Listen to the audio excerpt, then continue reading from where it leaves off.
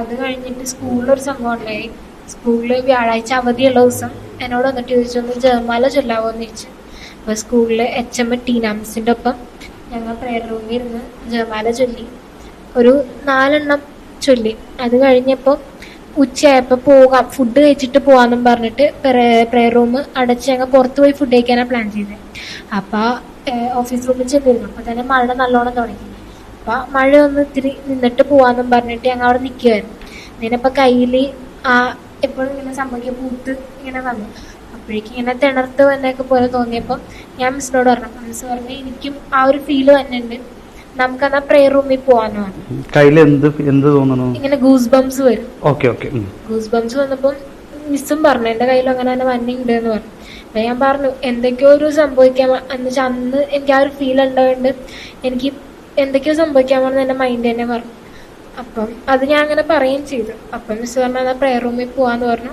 Prayer room തുറന്ന് light on ചെയ്തപ്പോൾ തന്നെ മാതാവിൻ്റെ കണ്ണിൽ നിന്ന് ഇങ്ങനെ ബ്ലഡ് ഒഴുകി വന്നത് കണ്ടു. അത് ആരെയും അങ്ങനെ അധികം അറിയിച്ചില്ല.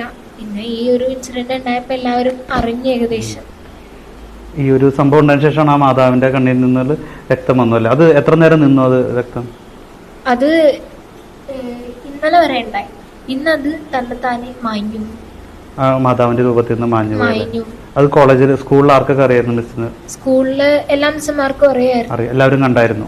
അന്ന് ഹെഡ് മിസ്റ്റേഴ്സും അവിടുത്തെ പ്യൂൺമാരും മാത്രം ആ ഒരു ടൈമിൽ ഉണ്ടായിരുന്നുള്ളൂ.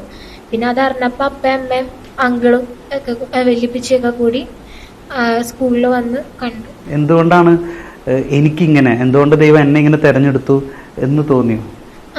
പക്ഷെ എനിക്ക് തോന്നിയത് ഫസ്റ്റത്തെ 2 പ്രാവശ്യവും എനിക്ക് ഇന്ന് തോന്നിയതാണിത്. ഫസ്റ്റത്തെ 2 പ്രാവശ്യവും സംഭവിച്ചപ്പം ആരെയും അറിയിച്ചിട്ടൊന്നും ഉണ്ടായില്ല. ഈ 2 പ്രാവശ്യം കഴിഞ്ഞപ്പോഴാണ് ഈ മാതാവിന്റെ കണ്ണിൽ നിന്ന് ബ്ലഡ് വന്നത്. അത് എന്തുകൊണ്ടാ മറ്റുള്ളവരെ അറിയിച്ചില്ല, അവരാ വിശ്വാസത്തിലേക്ക് കൊണ്ടുവന്നില്ല എന്ന് ചോദിച്ചതുപോലെ എനിക്ക് തോന്നി. എന്നാലും ഞാനത് ആരോടും പറഞ്ഞിട്ടൊന്നും ഉണ്ടായില്ല. പക്ഷെ ഇന്ന് എനിക്കത് പിന്നെയും റിപ്പീറ്റേഷനായിട്ട് തോന്നി.